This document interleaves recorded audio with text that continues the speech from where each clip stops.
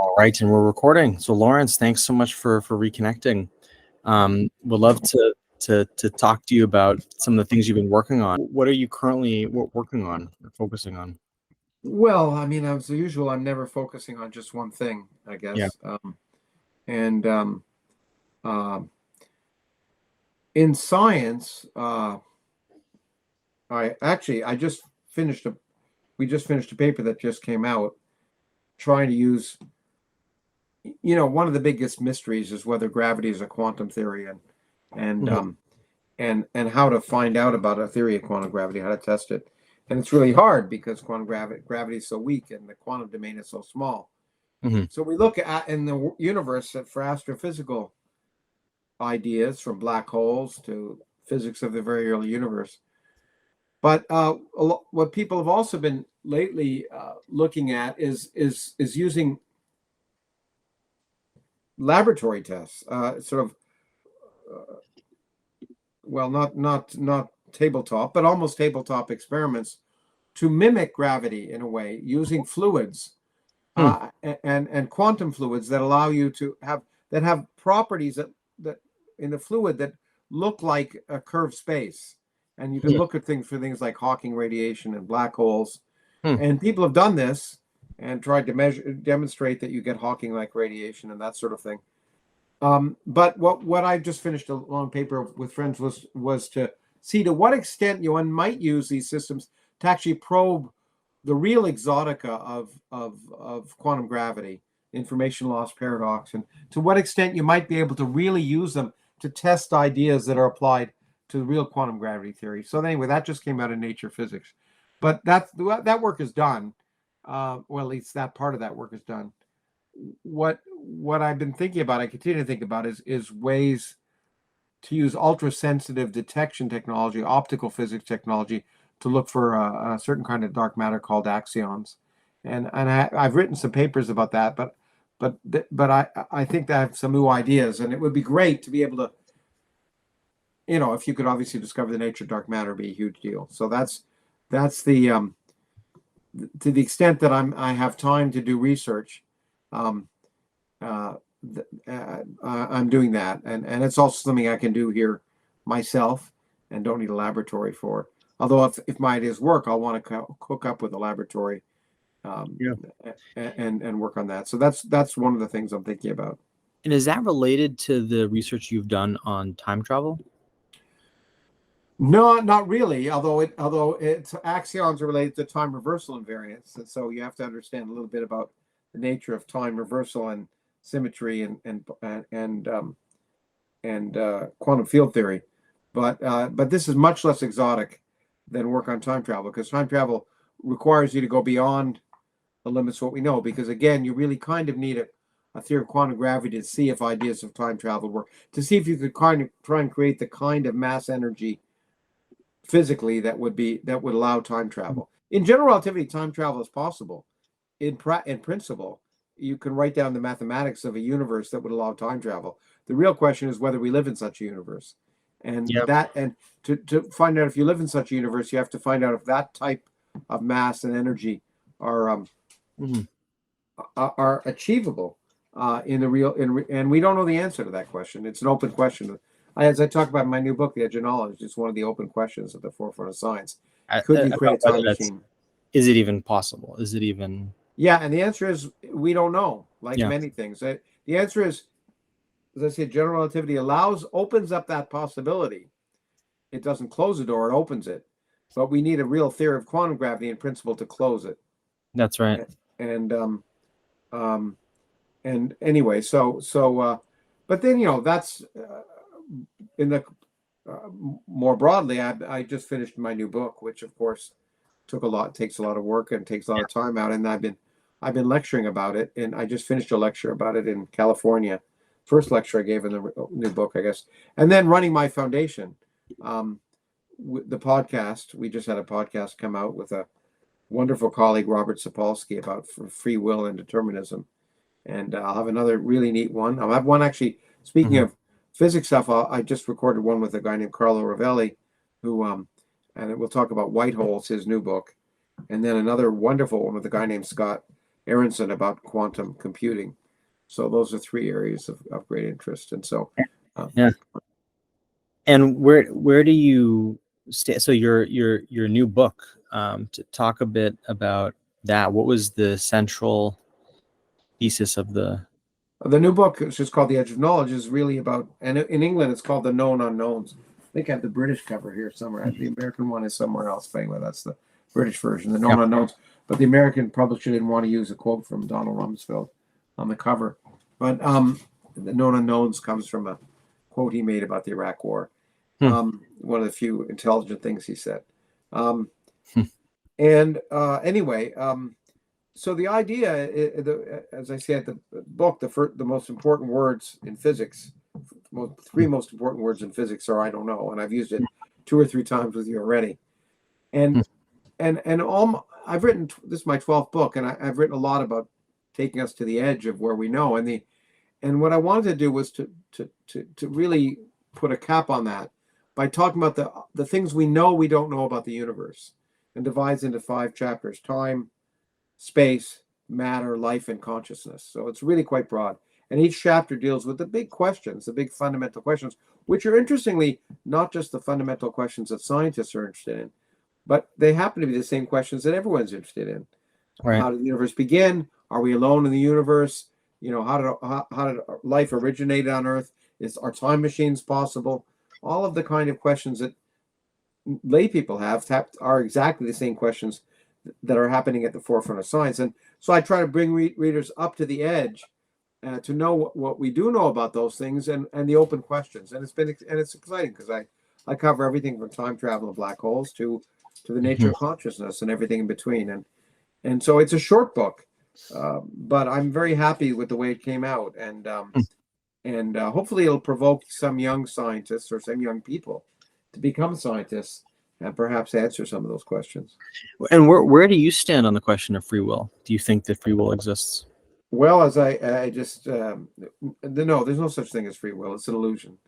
The world is deterministic. The laws of physics are deterministic, and the quantum mechanics is deterministic. It's just the underlying equations of quantum mechanics are second order differential equations. So the time evolution of what's called the wave function is deterministic in quantum mechanics.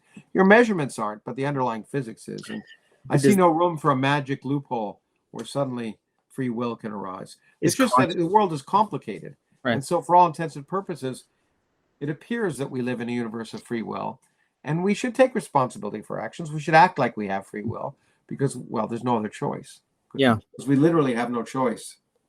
What would it mean to act like we don't have?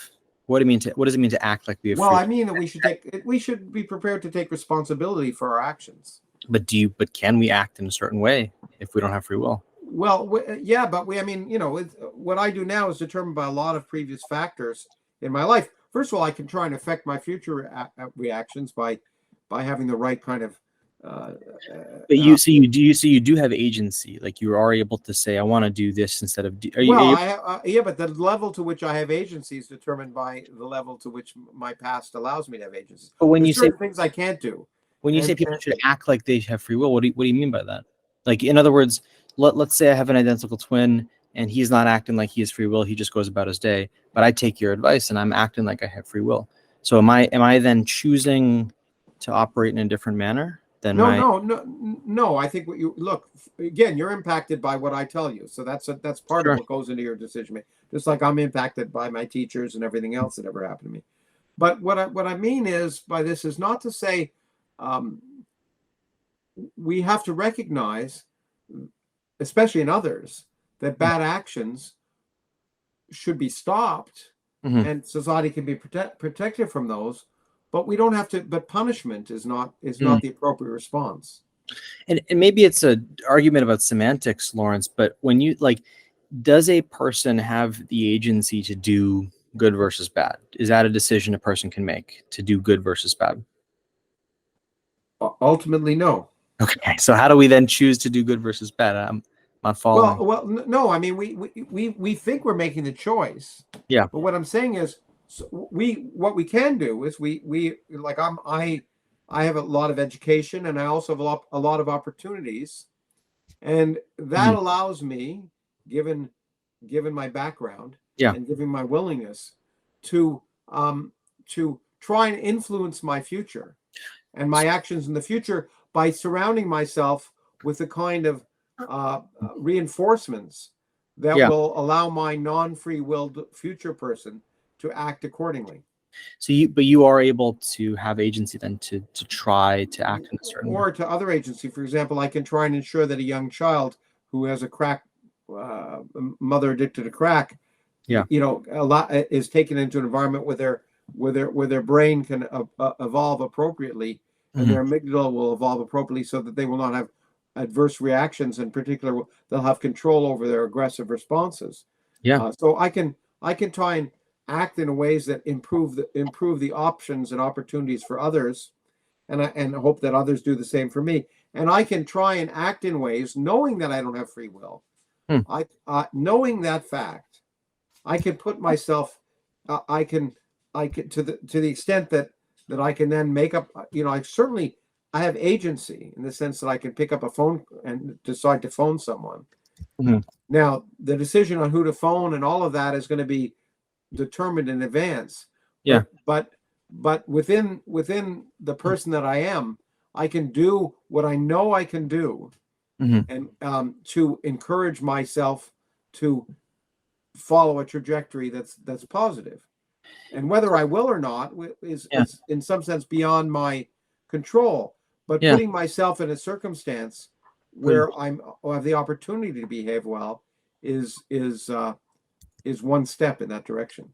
So do you believe you have the ability or agency or whatever you want to call it to put yourself into the right circumstance to then?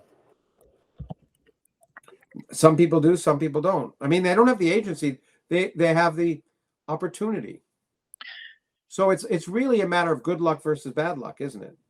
But when you say I can try and act, the words you said were I can I'm not try, saying I'm a rational creature. I right? can make rational conclusions, draw rational conclusions, and try and have actions based on those rational conclusions, even though Yeah. reason is a slave of passion. But But yeah. I recognize that the degree to which I do that Hmm. will be determined by circumstances beyond my control. So Yeah. being rational, I can say I would like to do this, Right. and and I'm going to try and do this, and Yeah. maybe I'll be able to do it. Certainly, if I do if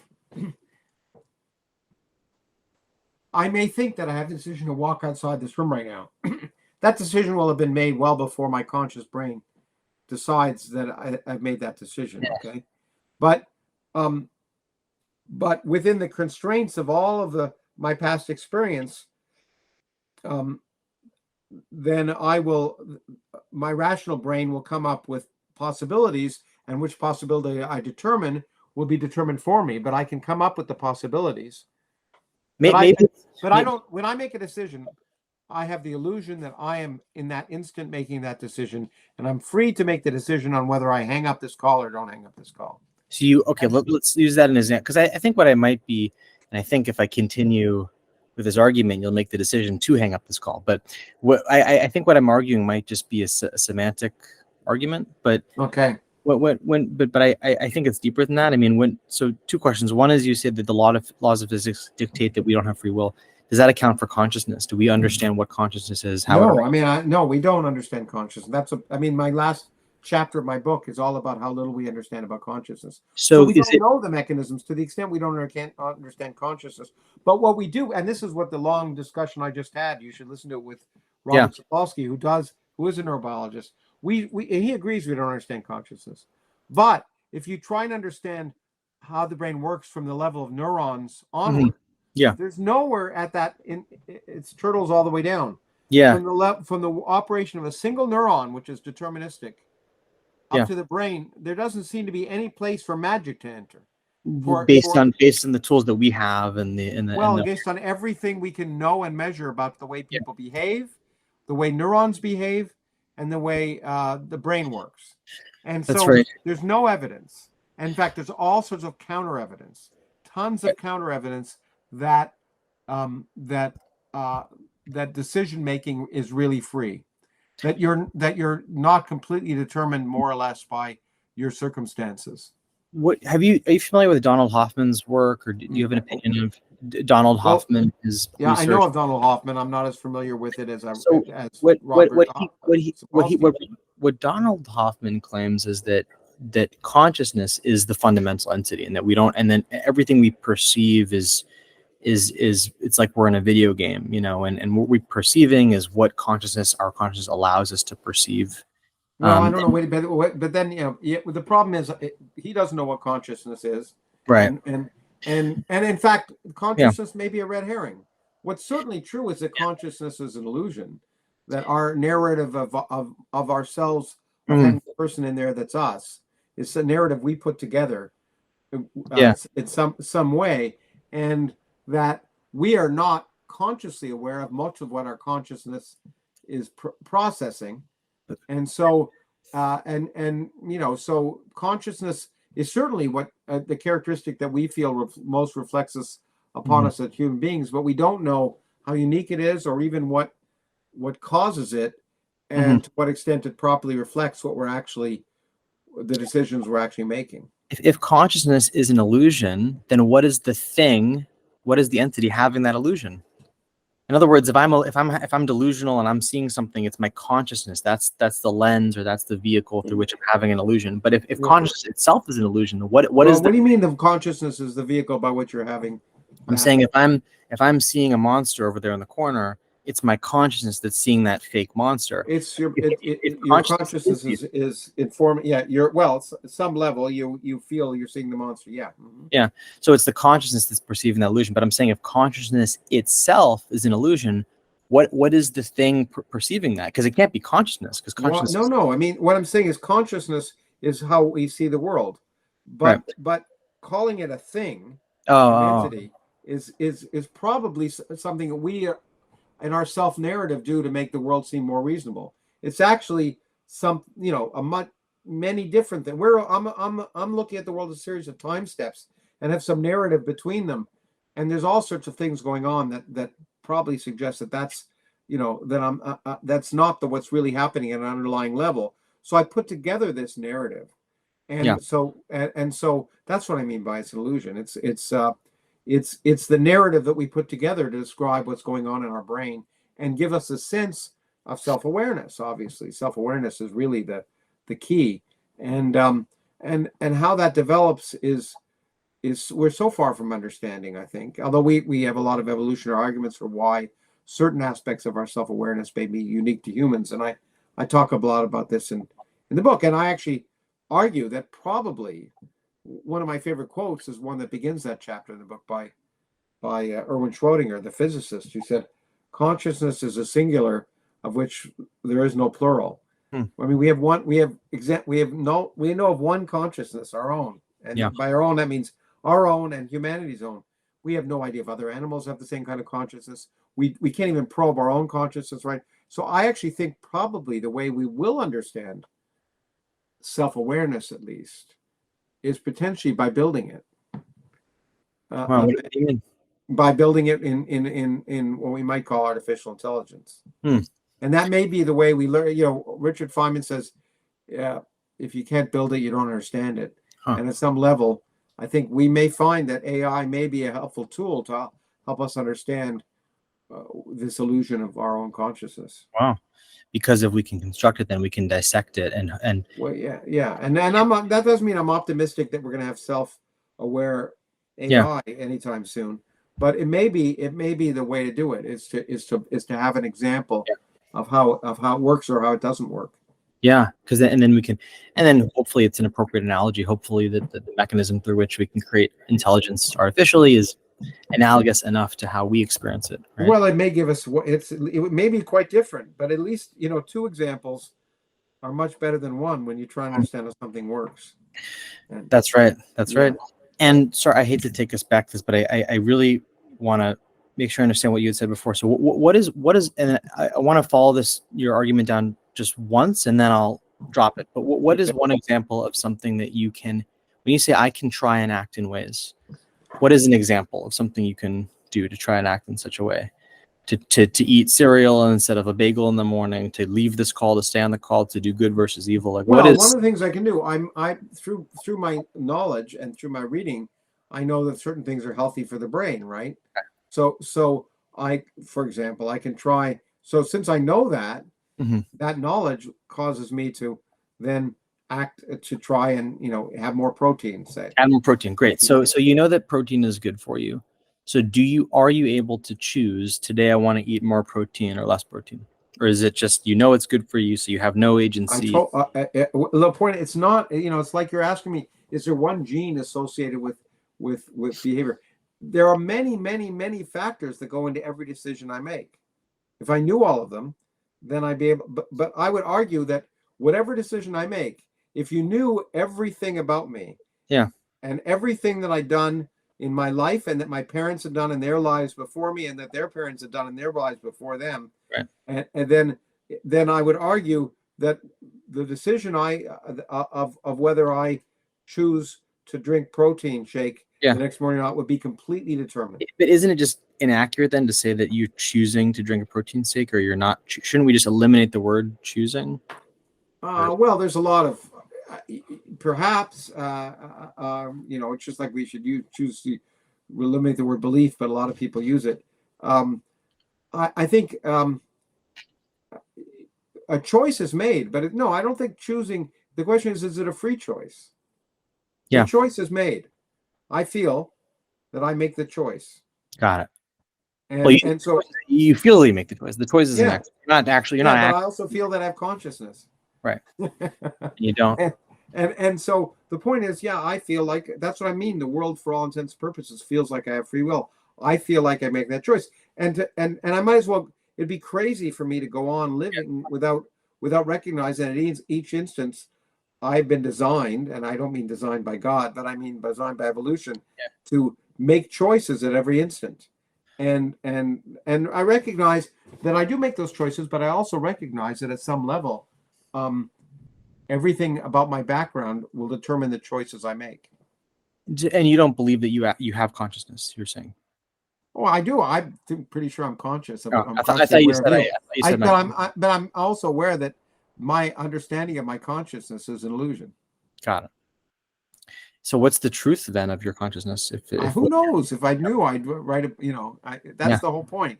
Not knowing is the key point, and it means that means you want to frame the right kind of questions. As your questions indicate, we're far away from even knowing what the right questions are when it comes to consciousness. Right. I think we're so unlike physics. That's why I do physics. It's so much easier. Yeah. The questions you can ask are more well defined and more clearly definable and answerable. The hardest thing is consciousness, and that's why I left it at the end of the book. And I do the easy stuff, but it's important to realize that's the area where philosophy comes in. I think it's why philosophy isn't relevant to physics, but it is to consciousness. Because if we don't know the right questions to ask, that's where critical thinkers who call themselves philosophers might come in and help. Right. That's where you get the answer, like 41, right? 42. 42, no, 41. 41. In a different multiverse, the answer is 41. But that's right. So one other question: what is a concept that you feel like you want people to understand that is, which for you is a controversial topic, something that most people disagree with you on, but you feel very confident about? Are there any beliefs that you hold kind of special that are unique to yourself that you think that you believe will become more mainstream? Well, I told you I don't use the word believe. Believe. That's right. We stopped that. It's either things are either likely or unlikely. Got it. Do you believe that people disagree with you? Well, people have disagreed with me. Now they agree now. I mean, the existence of dark energy is a clear example where I was sort of out in the boondocks, and no one believed it, but the observers discovered it. So that was an example of that's one example. I think. Here's one that I've gone out on a limb, and I'm not sure I believe it, but will believe it enough that I'm willing to make bets on it. Yeah. I bet my friend Richard Dawkins. I think it's possible that there's only one path to life, namely that every life form we discover in the universe will depend on ATP and have the same 4 base pairs in DNA. It may be that chemistry, enthalpy, and entropy drive us to one unique set of combinations that really work. And that's determined by the laws of chemistry and physics. It'd be remarkable if it was true. And I think a lot of people would disagree with me on it. And I don't want being wrong about it, but I think it's a plausible hypothesis. And in that case, life would be a lot more rare than some people think. Would that mean No, that not necessarily. It just mean the same everywhere. And that would mean, unless we can be certain it's a separate genesis, we have to worry about whether it's our cousins. For example, if we know Martian rocks can come to Earth and could carry microbes, and vice versa. So the planets pollute each other. Now, underneath the oceans of Europa and Enceladus, there's those oceans are covered by many kilometer layers thick of ice.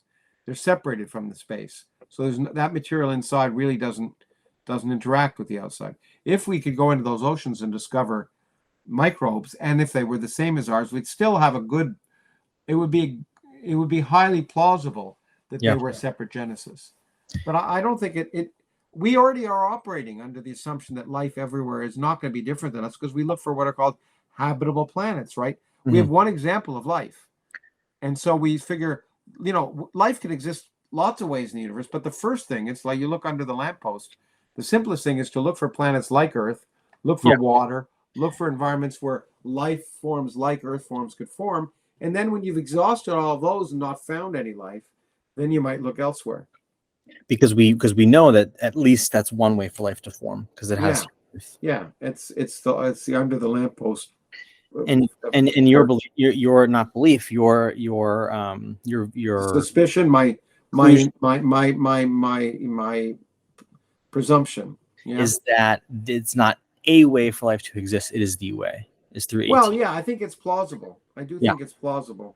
Yeah. But it'd be great to be wrong. But I think it's a great stepping point. Because I do it's what's clear at some level is it was chemistry that determined life, and chemistry involves and physics, and so at some combination of energy and entropy that and free energy that determine how a self-replicating molecule in an enclosed environment with a metabolism could exist, and all of that requires certain things to be the case. And there may be many different possible ways of doing it. Life on Earth every life form on Earth has exactly the same energy production mechanisms, ATP and more or less, and genetic code. Now, it could be that that's just an accident because we all evolved from a single organism, or it could be that there's just no other ways to do it. And you think it's the latter? What was that? And you believe you have concluded you suspect it's the latter. I'm suspicious, since it's driven by chemistry, that chemistry tends to drive you towards the most likely possibility, right? Does Dawkins agree with you or disagree with you? No, I don't think he agrees with me at all. Okay, why? But he's not because it seems the universe seems so large that it's hard to imagine there aren't many different possibilities for how life could exist. Different base pairs, for example. That seems arbitrary. It certainly does, and maybe it is, but it's but life took a long time to develop. It's not easy to form, clearly, because it's complicated, and there's a lot of different paths, and to get to where it did, at each step it had to, in some sense, take at least a likely route or a possible route, and the most likely route is the one that presumably life is going to find, and therefore, I think when you think about it that way, any really complicated thing may have only one way of putting it together. And that's right. It seems very speculative, whether there is. Of course it is. But yeah. Your conclusion comes on the basis of, hey, it's at the end of the day, it's about chemistry, and here's what we know about chemistry. Well, and at the end of the day, it's about physics, isn't it? Because chemistry is really just a subset of physics. That's right. So it's just the fundamental processes that govern how interactions happen. And I love it if there were lots of different ways. Yeah. But then I guess I would also be surprised that there haven't been lots of different ways on Earth that have done it. Now, Hmm. it could be that we arose from one supernova that had a certain ratio of carbon to silicon to other, and so it could be that stars and planets around those stars that have very different elemental abundances will find a different route because simply the available elements are different. Yeah. Might happen. Might happen. I don't know. Yeah. I don't know if we'll ever know. Well, Lawrence, I know this has been brief and quick, but thanks for the conversation. I'm going to end the recording, and then maybe you and I could just spend just a Sure. moment wrapping up. Sure. And Sure.